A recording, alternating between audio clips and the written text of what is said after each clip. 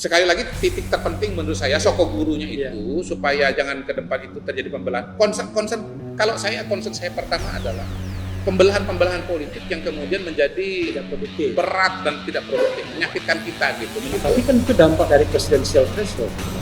Nah, pada titik ini kita mungkin bisa berbeda, gitu ya.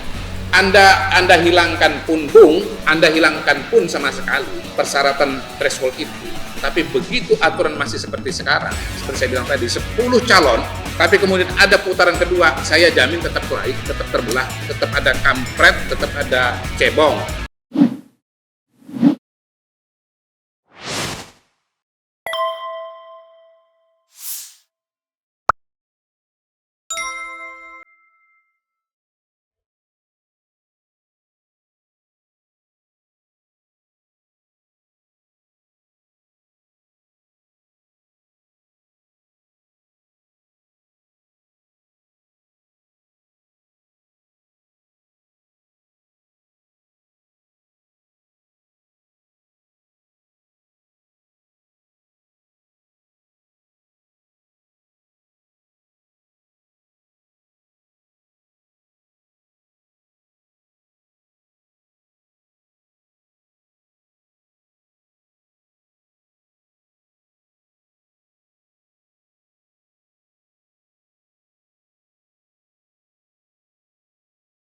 Untuk kesehatan politik Indonesia, kan Bung Kodari kan sudah mengatakan bahwa ini calon cuma dari satu spektrum saja sesungguhnya. Gara-gara berasal dari satu spektrum, maka banyak yang frustasi.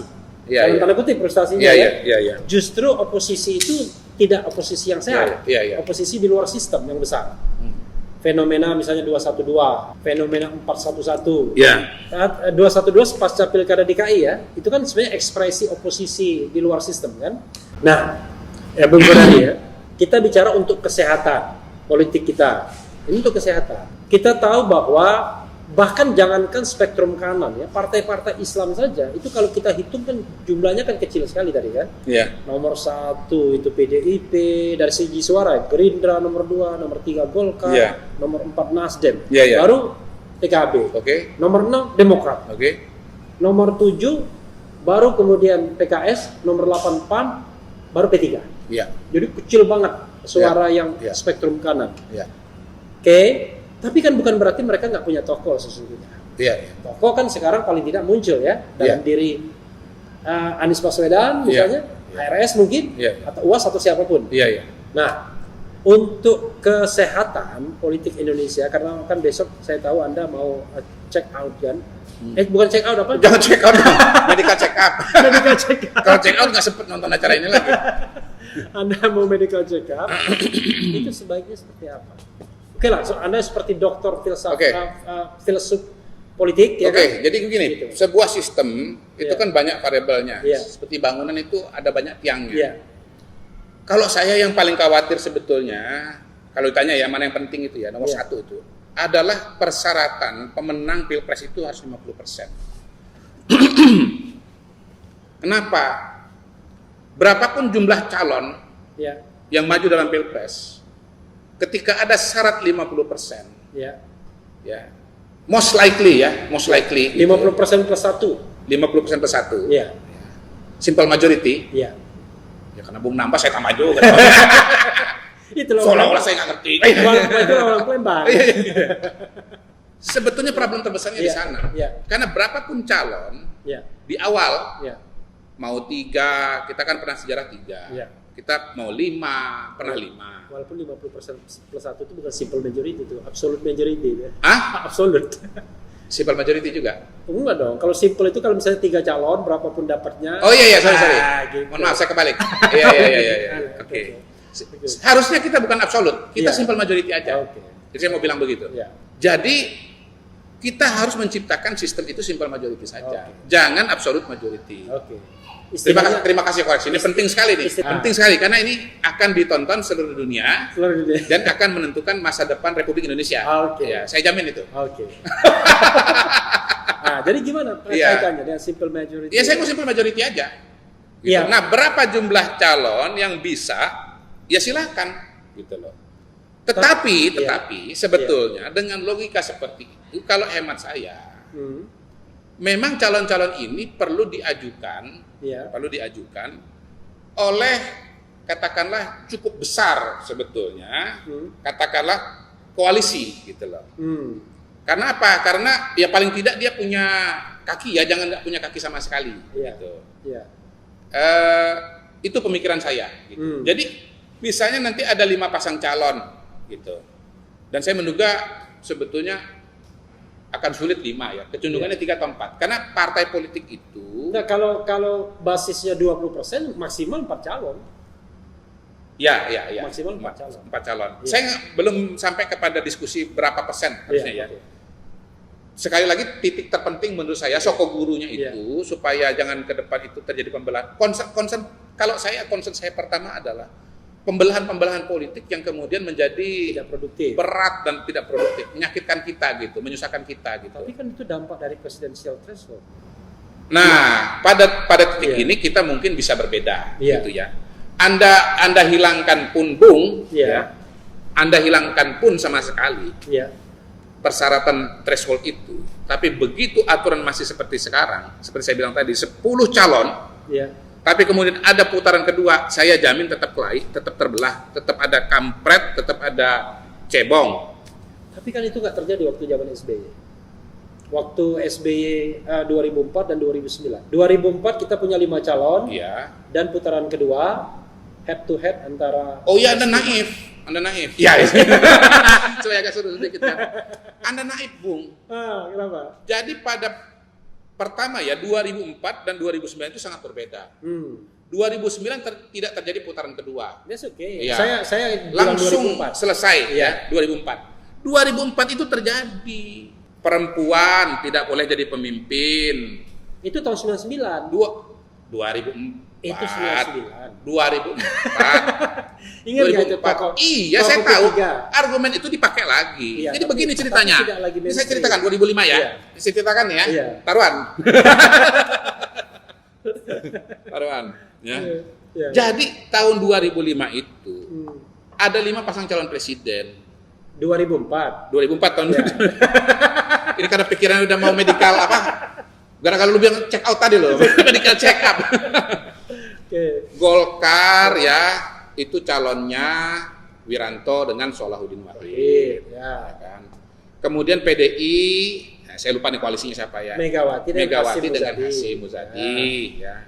Kemudian Amin Rais, PAN dan PKS. Kemudian SBY dengan JK, itu Partai Demokrat dan PBB, ya. Waktu syaratnya cuma 7% atau 8%. Bukan, syaratnya bukan segitu. Syaratnya 5%. 3,5% kursi dan 5% suara. Itu pakai pasal peralihan. Iya, oke. Ya. Terakhir, Hamzah Has dengan Agung Gumelar dari P3. Yang lolos putaran kedua, SBJK dan Megawati Hasyim Muzadi.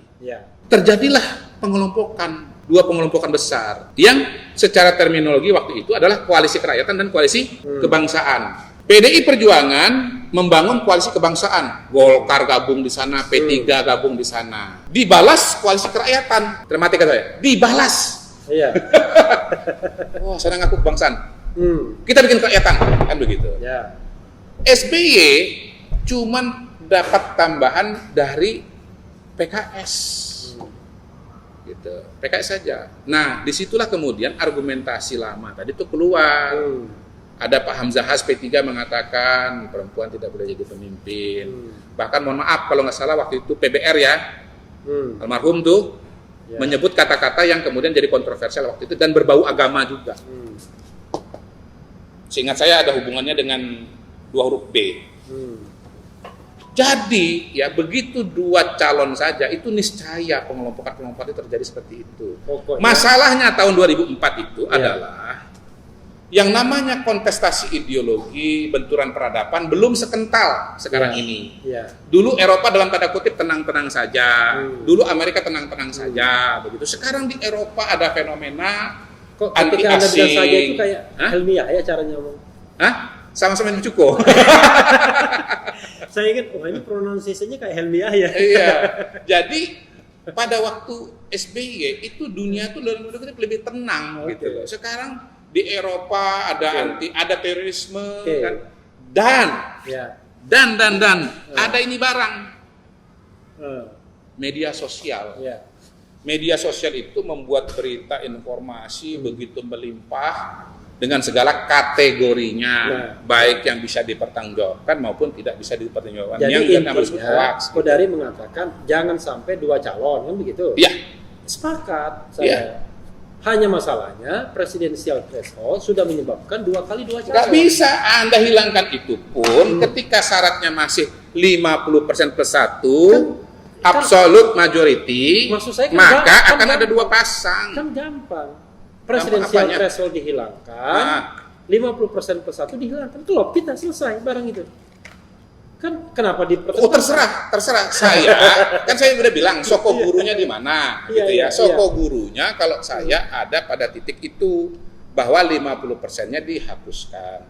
Akan tetapi akan lebih mudah sedikit banyak dalam proses pemerintahan kalau dia punya kaki. Nah, kalau nggak punya kaki sama sekali, saya jamin akan lebih rumit. Kalau dia nggak punya kaki sama sekali, jangan-jangan 100% menteri itu nanti bukan dipilih presiden. Semua merasa memiliki saham. Yang partai besar minta 4, partai menengah minta 2, partai kecil minta 1. Habis. Udah pikirin belum tuh? Anda kayaknya sudah seperti juru bicara istana sekarang ini. Saya jangan begitu nggak setuju Anda bilang saya juru bicara istana. Dari tadi kan saya begini-begini. Jalan-jalan begini kan ekspresi kan begitu. Tapi jangan salah bahwa yang bisa berbicara atas nama istana itu cuma 3 ya. Anda tidak termasuk salah satunya. Tentang? Yang bisa mengatasnamakan istana cuma 3. Iya. Anda tidak termasuk salah satunya. Jelas bukan gitu. Hanya bisa Mensesnek. Iya. KSP dan Seska. Itu nggak kita bantah dan memang kita nggak perlu kita bantah, kita nggak ada urusan.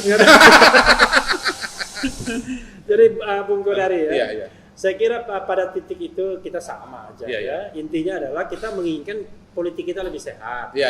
Jangan sampai ada pembelahan masyarakat, cebong dan kampret. Dan menurut saya kita juga harus belajar dari perkembangan di Amerika. Bagaimana Amerika yang katanya masyarakatnya begitu terdidik ya. That's okay. Ternyata ya sama juga maksud gitu saya mencapai pada titik itu. Gitu. Jangan sampai tadi kan begini, Bung bilang yang penting punya kaki, punya kaki oke.